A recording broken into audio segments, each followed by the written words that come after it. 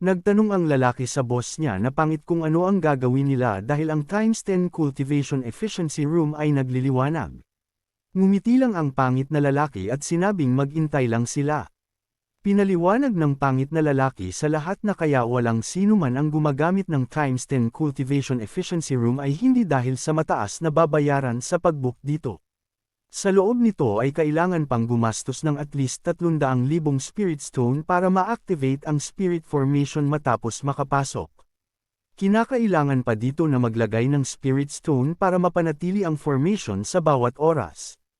Kapag ang activation ay pumalpak o hindi makayanin ang malakas na pressure sa loob ay makakaranas at magderusa sa reversal. Dagdag pa ng pangit na ito na magintay lang sila at manood sa taong nasa loob. Kahit may sapat itong pera para gumamit ng times 10 cultivation efficiency room ay wala naman itong sapat na spirit stone para mapanatili ang formation. At nakakasigurado siya na lalabas din ang taong iyon makalipas ng ilang oras. Manghang-mangha ang dalawang pusit sa kanilang boss na pangit at sinabi na napakatalino nito.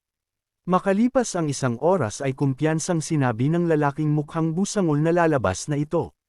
At paglabas ng taong iyon ay kanila iyong sisipain sa puwit. Nakalipas na ang 2 oras ay nag-aantay parents sila, kaya napatanong na lang ang mga ito na kung bakit hindi pa nalabas ang taong iyon. 4 na oras na ang nakalipas ay bakas na sa mukha ng lalaking pangit na naiinis na ito. Samantalang ang mga kasama nito sa likod ay tulog na sa tagal ng pag-aantay. Sa galit ng lalaking pangit ay sinampal na niya ang kanyang 2 alalay dahil patulog-tulog ang mga ito at nilalawayan ang kanyang damit. Sigaw ng isang pusit na napakatagal na pero hindi pa lumalabas ang taong iyon. Sabi pa nito na baka anak ang taong iyon ng isang mayamang mangangalakal. Sagot ng isa na ganun din ang nararamdaman niya. Nagalit ang pangit na lalaki at sinabi na kailan pa nagkaroon ang Kaiyuan sect ng mayamang tao bukod sa kanya.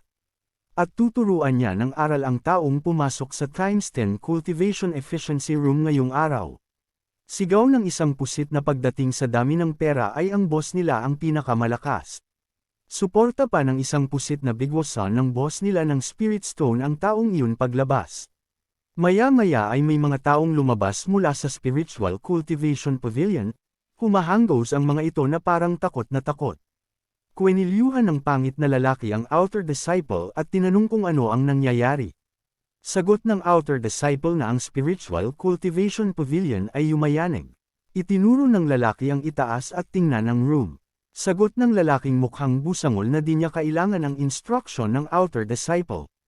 Nang tingnan nila ang spiritual cultivation pavilion ay yumayanig nga ito at ang sanhi ng pagyanig ay ang times 10 cultivation efficiency room. Nagngit-ngit na lang sa inis ang pangit na lalaki. At nasabi na ang taong nasa times 10 cultivation efficiency room ang dahilan nun, sabay napatanong na kung nagbi-breakthrough ba ito sa realm. Lumiwanag ng malakas ang room kaya nagtakbuhan paalis ang mga outer disciples. Inakit ng isang pusit na umalis na sila ng kanilang boss na mukhang busangol. Hindi naman pumayag ang pangit na lalaki at sinabi na gusto niyang makita kung sino ang taong iyon. Nakita niya na sumabog ang room ng times 10 cultivation efficiency room at di mahitsurahan ang mga pusit nilang mukha dahil may mga debris ang babagsak sa kanila. Sigaw ng alalay sa kanyang boss na tumakbo na ito palayo. Mula sa itaas ay may tumalon pababa. Pagbagsak ay nahukay ang sahig at nagtalsikan ang malalaking bato. Ang dahilan para ng lahat ng yun ay ang ating bida. Napasabi na lang si Yeyun na talagang ang spiritual cultivation pavilion ay angkop sa pangalan nito. Nakarating na rin si Yeyun sa first stage of transcendent realm. Na-unlock na rin niya ang 20 folds attack speed. Sa isip-isip ng ating bida na gamit ang kalahati ng financial strength ng Lee Family Treasure. Sa Spiritual Cultivation Pavilion ay napadali ang pagcast niya ng formation at talagang hindi siya nito binaygo. Mula sa pagiging third stage of Grandmaster Realm hanggang sa first stage of Transcendent Realm. Naglakad siya palayo habang sinasabi sa sarili na magiging madali lamang sa kanya ang sunod na inner sect competition. Umalis na lang siya bigla kahit malaki ang napinsala niya sa lugar. Nagkang-iiyak na ang dalawang pusit habang hinihila ang kanilang boss na walang malay dahil natabunan ng isang tambak na spirit stone na ginamit ng ating bida. Natuyo ang mga spirit stone na ginamit ng ating bida sa pag-activate ng formation. Makalipas ang ilang araw ay dumating na nga ang inaantay nilang Inner Disciple Competition kaya nagtipon-tipon ang mga kalahok sa arena. Sinabi ng magandang host na ngayon ang araw ng Inner Disciple Competition sa kanilang Kaiyuan sect. Pinaliwanag ng host na ang patakaran sa competition ay isa laban sa isa, at mayroon silang madaming mga platform na paglalabanan ng mga outer disciple. Sila ay mayroong 300 kalahok na maglalaban-laban isa-isa, at tanging 20 kalahok lamang ang kwalipikado na maging inner disciples. Paalala ng host na habang nasa laban ay bawal pumatay o saktan ng matindi ang kapwa disciple. Habang nasa pila ay napansin ni Yeyun na nakatingin sa kanya si Fang Yaling kaya tinanong niya ito kung may kailangan ba. Bumaling lang ng tingin ng dalaga at sinabing wala. Sa isip-isip ng ating bida na mula nang bumaba ng bundok si Fang Yaling ay hindi na siya nito pinapansin, kaya ano kayang problema sa babaeng iyon? Sinasabi naman ni Fang Yaling sa kanyang natanga si Yeyun, wala man lang itong pakiramdam. Naalala pa niya ang sinabi nito na hindi man lang nito naisip ang tungkol sa sinabi ng kanyang ama. Ikinungkam ni Fang Yaling ang kanyang kamay sa kanyang espada ay sinabi sa isipan na napag-isip-isip niya noong mga nakaraang araw na may isang bagay siyang dapat gawin. Yun ay mapapasaka niya si Yeyun sa hinaharap. Ang tanging paraan para mapansin siya nito ay mapunta sa mataas na pwesto. Nagliyab si Fang Yaling sa determinasyon habang sinasabi sa isip na hindi iyan noon napapansin ni Yeyun kaya gagawa siya ng paraan para mapansin na siya nito. Sa isip-isip na lang ng ating bida na hindi talaga niya maunawaan ang mga babae. Ilang sandali lang ay sinabi na ng host na ang taunang competition ng mga outer disciple ay magsisimula na. Sinabi ng Elder Huyan Feng ikapitong elder na nasa 4th stage of Transcendent Realm na talagang nakakasabik ang competition. Sinabi naman ng ika-4 na elder na si Son Chi na nasa 5th stage of Transcendent Realm na narinig niya na may disciple na nagngangalang Yeyun ang nagpakita ng napakagandang performance at gumawa ng sariling pangalan. Sabay tanong kay Elder Kiyo na kung iyon ang disciple na isinali nito. Sagot ni Elder Kiyo Chandian na ika-10 elder na nasa 4th stage of Transcendent Realm na ang paboritong disciple ng ika-3 elder na si Li Qingzu ang talaga kamangha-mangha. Sagot naman ng ika-3 elder na si Zhao Shu na nasa 7th stage of Transcendent Realm na talagang mahusay ang kanyang disciple na si Li Qingzu sa bata nitong edad. Pero nakafocus lang ito sa kanyang cultivation at napakakalmado. Kaya nakakabahala iyon. Sa isang banda naman ay naiinis si Elder Han Xian dahil hindi siya makapaniwala na ang assassin na binayadan niya para patayin si Yeyun ay pumalpak. Masyado niyang nimaliit si Yeyun. Napag-isip-isip niya na kapag si Yeyun ay nakapasa sa outer sect competition at naging inner sect disciple ay magiging mahirap na sa kanya para mapatay si Yeyun sa hinaharap. Sinabi ng ika-4 na elder na nakatanggap si Elder Kiyo ng initiation transmission sa sect master nang wala pang 1 taon, pero nakapag-recruit agad ito ng isang mahusay na disciple sa kanilang Kaiyuan sect. Kaya talagang hinahangaan niya ito. Sagot naman ni Elder Kiyo na masyado naman siyang pinupuri ng ika-4 na elder. Palihim na nakatitig si Elder Han kay Elder Kiyo habang sinasabi sa isip na makakapagyabang ito sa ngayon at hahayaan niya ito ngayong araw hanggang 1 buwan. Sa nakaraan ay naglagay si Elder Han ng kanyang mga disciples na may profound skill at nagpanggap na mga outer disciple at nakihalubilo sa mga outer disciples na sasali sa competition. Ikinulong nila ang mga tunay na kasali at pinalitan ng kanyang mga disciples na nagpapanggap. Hindi nila palalayain ang mga ito hanggat hindi natatapos ang outer disciple competition. Kung ang isang assassin ay hindi napatay si Yeyun ay sa 10 assassin ay siguradong mamamatay ito. Nagsimula na nga ang laban ni Yeyun sa isang outer disciple. Sinabi ng ating bida na sumugod na ito. Sinabi ng pusit na Elder Han Xian na hanggat nasa Kaiyuan sect siya ay hindi kailanman magiging inner disciple si Yeyun. Kumilos ng napakabilis si Yeyun ay umatake sa kalaban habang sinasabi sa kalaban na talo na ito dahil napakahina nito. Napaluhod agad ang kalaban at tuluyang bumulagta sa sahig dahil lang sa isang atake. Sinabi ng host na sa competition stage number 7 ay si Yeyun ang panalo. Pinuri ng ika-3 elder ang ating bida na napakapulido ng swordsmanship nito. Sabat naman ng Elder Han Xian na maswerte lamang ang ating bida. May pinabagsak na naman ang ating bida na kalaban sa stage 9 gamit lang ang isang pag-atake. Pinuri na naman ng ikatlong elder ang ating bida, sabay pinuri din si Elder Q at sinabi na kahit matanda na ito ay may malinaw itong mga mata. Sagot naman ng Elder Q na maliit na bagay lang iyon. Isang banda ay nagagalit na ang pusit na Elder Han dahil sunod-sunod ang pagkapanalo ni Yeon. Nagkaroon pa ng mga sunod-sunod na laban at lahat iyon ay napanaluhan ng ating bida. May kalaban din siyang sumuko dahil hindi nila makaya ang lakas ng ating bida. Hindi naman makapaniwala ang ibang outer disciples ay napapatanong na lang sila kung totoo ba talaga na outer disciple ang ating bida dahil sa lakas nitong pinapakita. Ayon naman sa isang outer disciple na sumangayon siya dahil hindi masundan ng kanyang mga mata ang pagkilos nito. Pinatunog na ng lalaki ang tambuli na sinyalas ng pagtatapos. Matapos nun ay sinabi ng host sa lahat na tapos na ang competition at ang naging resulta ay mas maganda kaysa noong isang taon. Sinabi ng elder sa mga natirang 20 kalahok ay sasabihin na lang sa susunod ang mga listahan ng nakapasok bilang inner disciples. Ang nangunguna ay si Yeon, pangalawa ay si Jiang Yu, ang pangatlo ay si Fang Yaling. Nakatingin na naman ng palihim ang babae sa ating bida, habang iniisip na mapapantayan din siya ang ating bida. Galit na galit ang Elder Han Xian dahil hindi siya makapaniwala na nakaabot si Yeon sa first stage of Transcendent Realm ng ganun lamang kaiksing panahon. Napapatanong na lang siya sa isip na paano iyon nangyari. Sa kabilang banda tanong ng isa ng inner discipline kay Chingso kung bakit sa unang pagkakataon, ay nagka-interes itong panoodin ang inner disciple competition.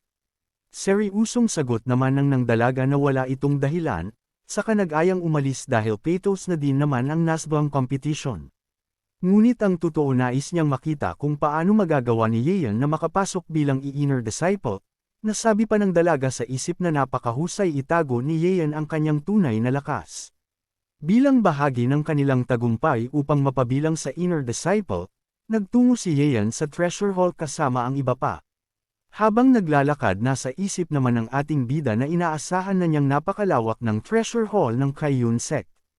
Paliwanag naman ng isang babae na isa sa batas na umiiral sa Kaiyun sect, ay ang kinakailangang pumili ng anumang elixir o weapon ang isnag disciple, bilang formal na maging kabilang ng inner disciple bilang reward. Ang treasure hall na ito ay may tatlong palapag, una ay ang treasure floor, pangalawa ay ang weapon floor at secret book floor naman ang nasa pinakahuli. Bilin pa ng babae na maaari silang pumili ng isang item bawat floor, at agad ding bumalik doon matapos ang 30 minuto. Nagsimulang mag-ikot si Yeon sa buong lugar habang kalmadong pinagmamasdan ang bawat item na madaanan. Inaasahan naman niya ang nakikitang hindi lang first grade kundi third grade sword sa loob. Nakuha naman ng isang espada ang atensyon ni Yeon at manghal niyang pinagmasdan ng isang grade 5 weapon, na kilala bilang ang Starfall Sword Remnant. Matapos ang 30 minuto inumpisahan ng tawagin ng babae ang bawat disciple upang ilagda ang napili nitong mga item. Papuri naman ni Yeon na magandang item ang napili ni Yaling, tanong naman ng dalaga kung ano ang nakuhang item ng ating bida. Kita naman sa mga mata ng dalaga ang kakagulat nang ipakita ni Yeon ang Starfall Sword na nakuha. Ang tanong pa ni Yaling na bakit sirang espada ang napili ng ating bida. Hindi rin may tago ng iba pang nakakita sa hawak ni Yeon ang magkahalong pagtataka at pagkamangha. Ayon pa sa isang nakakita narinig niyang isang divine weapon ang Starfall Sword, na may kapangyarihang wasakin ang mundo kaya't nakakapanghinayang ang pagkasira nito. Sinubukan na ng buong Kaiyun sect at lahat ng mga elder na ayusin ang nasabing espada, ngunit wala silang mahanap na kasing tibay nitong metal. Tanong naman ni Yeon sa lalaki na paano nito nasasabing hindi niya kayang ayusin ang Starfall Sword. Bumalik pa sa alaala ng ating bida ang naganap sa treasury ng mga likong saan nakita niya ang isang nakakahong item, na ayon kay Yeonjin ay isang top-grade metaphysical iron na may kakayahang kumpunihin ang isang divine weapon. Agarang ipinakita ni Yeon sa babae ang kanyang mga item na napili, upang mailagda ito sa katuluyang umalis. Bukod sa espada napili din ni Yeon ang Inner Spirit Elixir, na nagbibigay ng mas matalas na pang-amoy sa isang martial artist. Napapataas din ito ang spiritual power at mas pinapahusay ang paggamit niya ng kakayahang tenfold attack speed. Isa pa rito ang Earth Rank Intermediate Level Martial Arts na kilala sa husay at bilis nito. Oras na pagsamaihin ni Yeon ang lahat ng iyon sa kanyang million attack speed, sigurado isa itong nakakapangilabot na kapangyarihan at lakas. Nang nakita ni Yaling na nagmamadali si Yeon, tanong niya kung saan nito balak pumunta. Saad naman ng ating bida na hindi na siya makapag-intay, na maghanap ng panibagong nakakalaban. Agad nagtungo si Yeon sa 7-tiered pagoda kung saan ang bawat layer nito ay may kaakibat na mga pagsubok. Bawat kalahok ay makakatanggap ng karampatang pabuya oras na malampasan ang bawat pagsubok. Naglakad si Yeon paakyat sa bakana ng first layer pagoda, at agad niyang inilagay ang isang spirit stones upang bumukas ang portal. Hindi na nagsayang ng oras si Yeon na agad tumalon papasok, upang suungin ang walang kasiguraduhang panganib at pagsubok. Oras na ma-activate na ang challenge, bawat disciple ay papasok sa magkakaibang channel, ngunit parehong pagsubok ang kakaharapin nilang lahat. Sa ganitong paraan maiiwasan ang interruption sa bawat challenger, na maaaring makaapekto sa pinakang resulta. Pagpasok pa lang sa fifth layer nakaharap kaagad ni Yeon ang third stage demonic beast na Black Shadow Leopard, kaya't tanong sa isip ng ating bida kung katumbas ba ng kapangyarihan ng third stage beast ang lakas ng unang layer ng pagoda. Dahil dito napagdesisyonan ni Yeon na agad niyang papasukin ang hanggang third layer ng pagoda, kasabay ang paghahanda upang makipaglaban. Malakas na umatungal ang Black Shadow Leopard kasabay ang pagsugod kay Yeon, habang pinakawalan naman ng ating bida ang nag-aapoy niyang kapangyarihan, at walang hirap na tinalo at sinunog ang demonic beast. Mabilis ang ginawang pag-akyat ni Yeon sa ikatlong stage ng layer, na ikinagulat naman ng lahat ng manunood sa labas. Hindi man nila nakikita kung sino ang challenger na nasa loob, nakikita naman nila kung paano nito mabilis na nilampasan ang dalawang layer stage, na talaga namang nakakamangha sa sobrang bilis ng pangyayari. Halos lahat ng inner disciple na nanunood ay inaabangan kung sino ang makakarating sa pinaka-huling layer ng pagoda. Sunod-sunod na nilampasan ni Yeon ang pang-4, pang-5 stage layer, kaya't sa kasalukuyan ay nasa loob ng pang-6 na layer. Ayon naman sa isang lalaki na lampasan ng pinapanood nilang challenger ang record ng mga naunang inner disciple, dahil sa 61 kisap mata lang nitong nilampasan ang bawat layer. Agad namang nagkaroon ng interes sa nasabing mahusay na challenger ang isang magandang babae. Patuloy lang ang pagsubaybay ng bawat manunood kay Yeon, na kasalukuyang hindi pa din umaalis sa 6th stage layer. May pag-aalalang tanong naman ng isang lalaki na marahil napinsala na ang challenger kaya't hindi ito makaalis, dahil ayon sa kanila ang una hanggang pang-5 stage ay tinatawag na danger, kaya't paniguradong ibang level ng panganib ang nasa ika-6 na stage layer. Saad pa ng isang lalaki na kinakailangang nasa pinakamataas na realm ang isang challenger, upang magawang makalampas sa 6th stage layer na kahit ang ibang mga elder ay hindi nagawang malampasan. Puno ng kuryosidad na tanong naman ng isang lalaki kung ano ang talagang nasa loob ng 6th stage layer. Sagot naman isa na talagang nakakakilabot ang nasa loob nito, dahil walang sinumang disciple sa Kaiyon sector ang nakakaalam. Sa kabilang banda isang lalaking nakakadena ang bumungad sa ating bida, nakahinga naman ng maluwag si Yeon dahil ayon sa kanya sa wakas ay hindi na isang halimaw ang kanyang makakalaban. Nakangiting saad pa ni Yeon na nawa ay magawa ng lalaki na libangin siya. Nang makita naman ni Yeon ang nakakadena nitong binti, agad niyang tanong sa isip kung isa bang bihag ang lalaki. Ngunit bago pa man makarik naramdaman na lang niya, ang mabilis nitong pagsugod patungo sa kanyang kinarurunan. Mabilis namang iniwasan ni Yeon ang atake ng lalaki na ayon sa ating bida, ay kasalukuyang nasa 5th stage ng Transcendent Realm. Malakas na buwelo ang ginawa ni Yeon upang pakawalan ang isang suntok, na tumama naman sa papasalubong na kamao ng lalaki. Ngunit pinagtakhan ni Yeon dahil parang usok na naglaho sa kanyang harapan ang sinuntok na lalaki.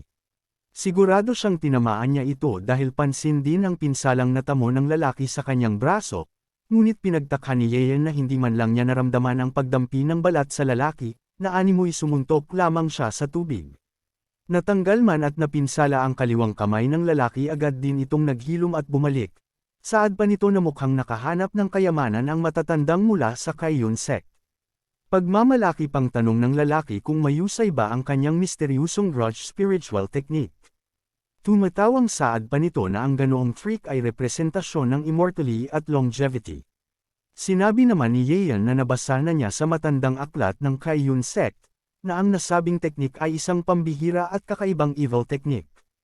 Ayon sa libro kung nais ng martial artist na mamaster ang teknik na ito, kailangan niya ng dugo ng daan-daang mga sanggol araw-araw upang mag-cultivate sa loob ng 49 na araw. At oras na magtagumpay ang isang martial artist magkakaroon siya ng kakayahang i-transform ang lingering death arrow bilang lupang katawan at magkaroon ng walang hanggang buhay.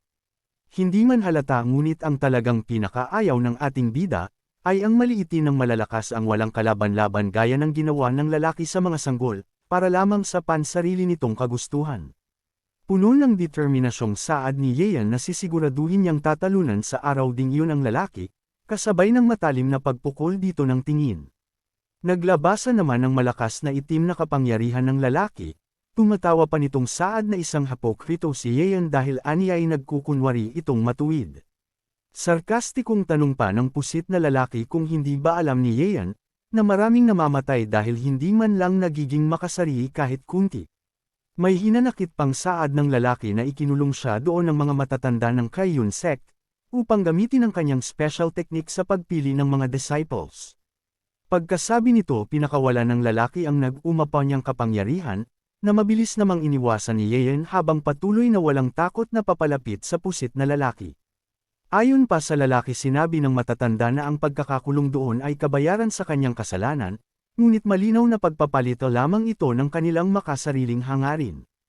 Nang makalapit agad na pinakawala ni Yeon ang Blizzard Slash, kasabay ang mabilis na pagwasiwas ng espada na layuning pagpira-piresuhin ang hanggal na lalaki. Habang pag-anda ng pag-anda ang takbo ng ating bagong kwento, inaasahan ko po ang patuloy ninyong pagsuporta sa ating bida na si Yeon. Mula sa inyong matsyong taga-recap, magandang gabi mga pusit ang ulo nyo.